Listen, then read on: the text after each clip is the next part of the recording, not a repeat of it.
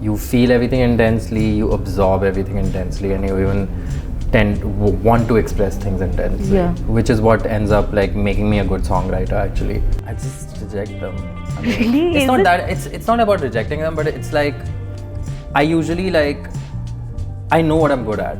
You know. Okay. I just know what I'm good at, and you can't be good at everything. That's true. You know. Hi, this is Bhavna and you're watching India Today. Coming from Jaipur, I feel it befits that Prateek Kuhad's music is all about warmth and hope and giving comfort to people, and here he is joining me only on India Today. Firstly, a huge welcome. How are you? I'm great. How are you? I'm great, thank you so much. Prateek, like I said, I think you've been an inherent part of everyone's life through your music in ways.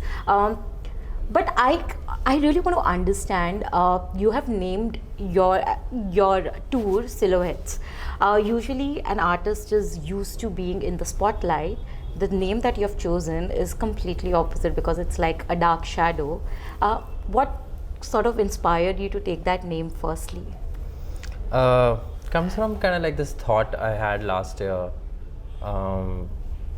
Last year was just a bit of a roller coaster ride for me in like a good way. It's just a lot happened, and I think like when a lot happens, you kind of sometimes lose a little bit of yourself. Like it's just you're really split up in like so many different situations and contexts, and I think everybody goes through this where like we're a bit of like a different version of ourselves. Absolutely. In every different situation, kind of like a shadow of yourself, so to say.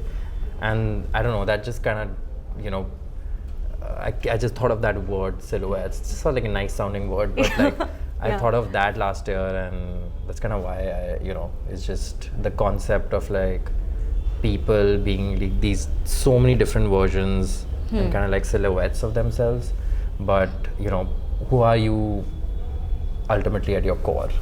We're also at the same time trying to find that. Absolutely. It's kind of like life in some sense. How has Prateek Kuhad evolved, not just in terms of your music? Of course, we have all seen that there's such a growth within the scope that you usually do music in, but on stage also I've seen a huge growth, where earlier it used to seem that you're mostly in your zone, playing music and singing, but now I feel you engage a lot more with the audience. That comfort is very much visible.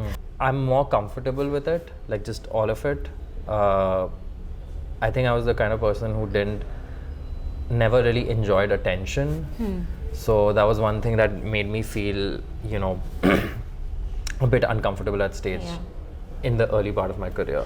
But it's really like just once you get over that, you really really start feeling all the love you're getting and all the energy you're getting, and I've just become more open as a person because of that, and it's made it like really enjoyable for me actually. So it's just you naturally like kind of like become comfortable and open up more and are able to connect with the audience more. When did that shift happen though? Because I know it's very difficult for a person. It's kind of slowly happened. Yeah. There's no like one particular point, but it's just like happened over the years. Tell me, what is that one thing you've discovered about yourself which you perhaps did not know? Because that happens, right? When you're doing something and this is so unpredictable that you did not know you're capable of pulling this off, but you did. I think for me, my audience has actually kind of been the same, throughout my career, because I've always like really just been myself pretty much at some level. My music is a bit of a reflection of myself, and it was just smaller at the beginning and now it's grown larger, but I feel like I attract a certain kind of like audience and a certain kind of fan, which I feel like they're kind of like me in the sense like just people who like feel really intensely, like know that kind of like love at some level is the center of everything, and I really do believe that, and it's always just like good vibes everywhere. True. But when people usually say in today's time, especially because the world that we live in, where there's so much of detachment which people usually practice, to feel intensely is an art, is a treasure that one should keep, I think, because not many people feel that way anymore. But your music also feels like, you know, it is for someone who really feels a lot of things. You need to be in touch with your emotional quotient a lot more to enjoy your music. How do you strike that balance though, because you're also aware of what the world right now is, but at the same time have a balance where you know that, okay, fine, there is an audience who is also seeking that sort of like warmth through your music, which is more like personal, which is more about feeling extremes at levels? I think it's just part and parcel of being an artist.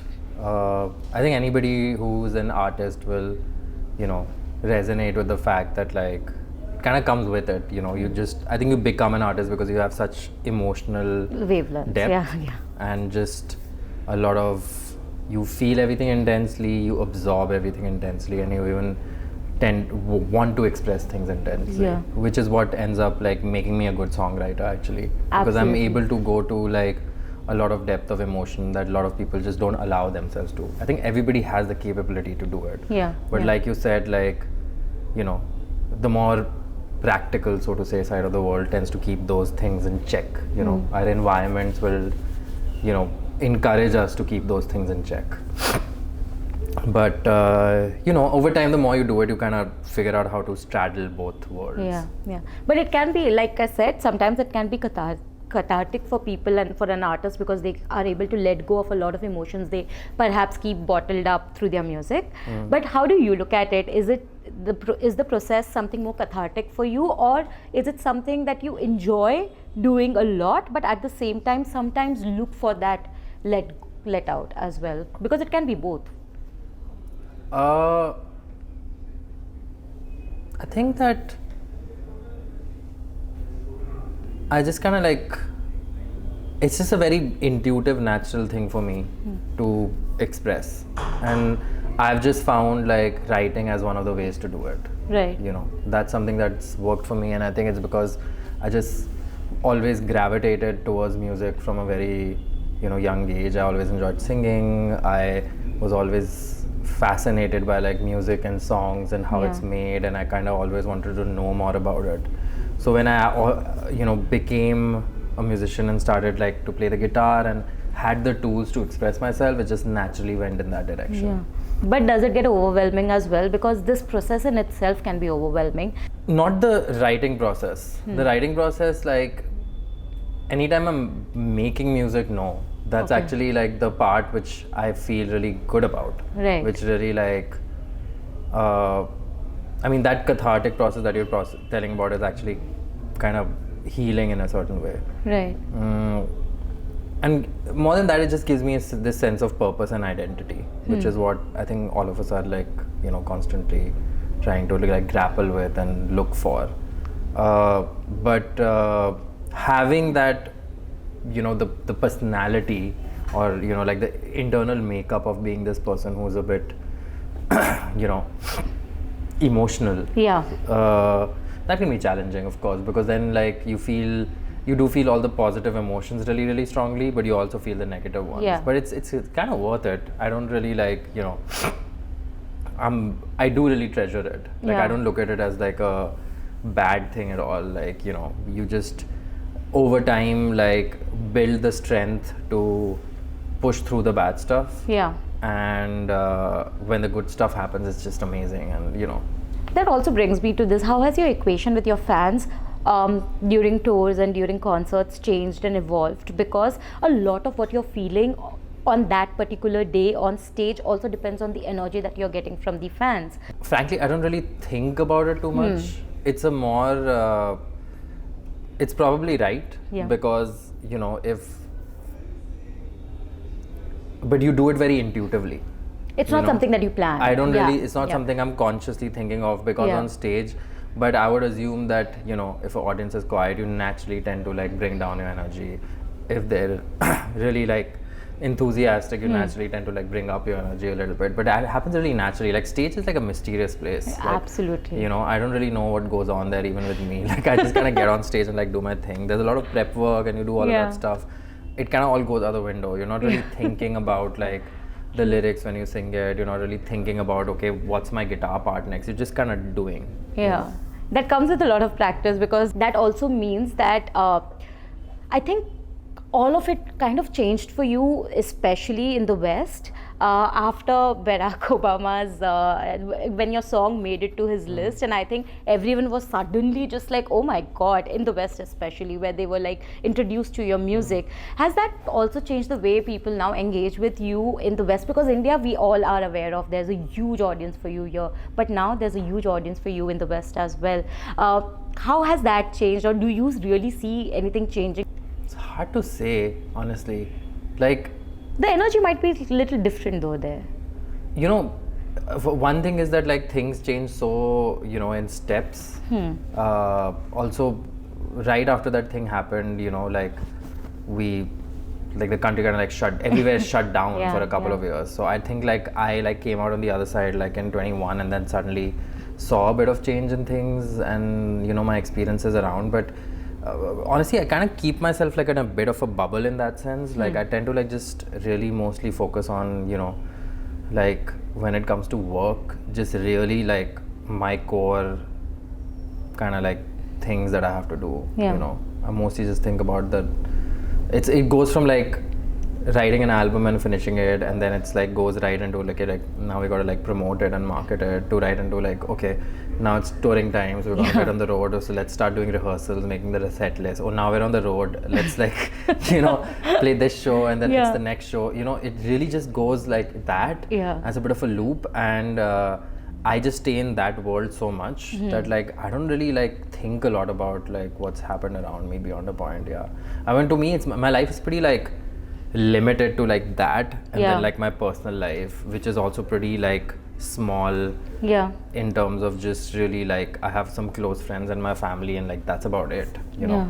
Like it's very like You keep I it don't know, guarded, and rightly I so, keep yeah. things like a little, it's not about trying to like be guarded, but it's just more about like where my focus is, you know. Yeah. And I'm just like I love what I do, and I'm, you know, it's definitely challenging, and things like go up and down, but that's kind of life. But at some like core level, like I feel really good about like the path that I've taken and I'm Absolutely. walking on right now, and I'm very like happy to be here, and I feel like, you know, it's a gift that I've got, you know, for whatever reason, because it's something I used to dream about when I was a child, and I Yeah. never really thought I'd actually do it, and here I am doing it, not just doing it, but doing it like really well And thriving. and Yeah. thriving. So I mean, there's just nothing like to complain about, you know? Absolutely. I kind of agree with you. But you know, when you're trying to be completely focused on what you want to do as an artist, because you've always put art before everything else in this field, which is very difficult, especially after you attain a certain level of success, because people around you would tell you that, okay, fine, now that you've got this kind of an audience, why don't you do more Bollywood? Why didn't you just try to remain authentic to your music, even if when you have given songs for a Bollywood song, we know it's a Prateek Kuhad song immediately, because there's no change in or you know, you're not meddling with the core that you have, or that what your music represents. How? It's difficult. It's not difficult for No? me. No. It's actually easier for me to do this. If you ask me like change my style, that'll be way harder. I don't know, I'd be lost. But have you Like, also got I like, know how to be myself, you know. Like there's just no, you know, confusion there. I Right. know what I like, I know what I don't like, for the most part. And you know, especially when it comes to this, you know, I might be confused about like other random things. Like if you ask me like, you know, what are you gonna have for dinner? I have no idea, and I would take like ages to decide. Yeah. I'm very indecisive when it comes to a lot of like random things and like more day-to-day things. But like when it comes to like my like work, like I have a very clear vision for it. Yeah. So it's very easy for me to stick to this, actually. and how do you cancel the noise then? Because I mean, I'm people just like that. I've Yeah. always been like that. I've always like been on a bit of a trip by myself, like since I was a kid. Like I don't really care beyond a point what people say, you know. I mean, you know, I have like a small like core group of people around me, which I feel like definitely they're the only people I will listen to and you know, have some effect on me. But like other than that, like it kind of just like goes from one ear out the other. Like I don't really take things very like, I take feedback, like I'll take like stuff if something resonates with me and Right. you know, helps me get better. But just any sort of I don't know, stuff that doesn't just Yeah. is gone. Like, Even with your music, I mean, when you do Bollywood music, I'm sure you must be getting offers like fun stuff. Do you ever get Yeah, those kind of yeah, offers? How do yeah. you reject them? I just reject them. I mean, Really? it's Is not it? that it's not about rejecting them, but it's like I usually like I know what I'm good at, you know. Okay. I just know what I'm good at, and you can't be good at everything. That's true. You know. Yeah. And it's just like we're all born on this planet for a certain, you know, thing. Yeah. And just like it's kind of like one of the main things we're trying to like figure out. And luckily for me, I figured it out early. Yeah. Like, you know, I figured out what I'm good at, and this is what I'm good at. Like, I'm good at like, you know, the reason my writing in like a certain style is good is because like of how I am as a person, like Yeah. emotionally, and how I look at love in the context of the world, how I look at like people and how they are, and whatever my thoughts are on, you know. So when you're writing about an experience which is not personal, but perhaps a universal emotion, do you have a set of people you bounce off that ideas and lyrics with? Because you need to have a sounding board as well sometimes, right? Like around you, or is it not your process at all? That's not my process. Okay.